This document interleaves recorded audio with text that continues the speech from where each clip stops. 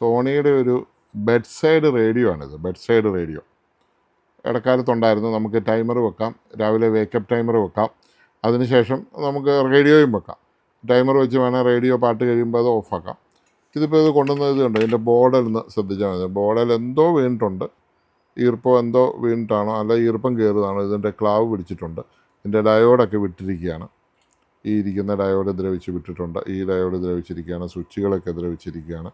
ഇവിടെ എല്ലാം തന്നെ നമുക്ക് ഈ ഹ്യൂമിഡിറ്റി കാരണം തുരുമ്പ് പോലെയും ക്ലാവ് പോലെയൊക്കെയുള്ള കാര്യങ്ങളുണ്ടായിട്ടുണ്ട്.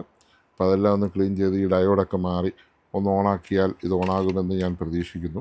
അതിനുവേണ്ടി ഞങ്ങളൊന്ന് ശ്രമിക്കുകയാണ്. ഇതാണ് റേഡിയോ. ഇതിന് ഡ്രീം മിഷൻ എന്നാണ് ഇതിൻ്റെ പേര്. Dream mission. ഇത് നമ്മൾ ഇഷ്ടംപോലെ ഇവിടെ വിറ്റിട്ടുള്ള സാധനമാണ്. അലാറം റേഡിയോ ആണ്. രാവിലെ നമുക്ക് അലാറം, വേക്കപ്പ് അലാറവും വെക്കാം, റേഡിയോ കേൾക്കാം, എല്ലാം ചെയ്യാവുന്ന ഒരു ഡ്രീം മിഷൻ. ബെഡ് സൈഡിൽ വെക്കുന്നതാണ് ഇതിൻ്റെ. നമ്മൾ ബെഡ് സൈഡിലോട്ട് മേശ ഇടൂല, ആ മേശയുടെ സൈഡിൽ ഇത് വെക്കുന്നു, ടൈം വെച്ച് വെക്കുന്നു. രാവിലെ നമ്മളെ വിളിച്ചേൽപ്പിക്കും.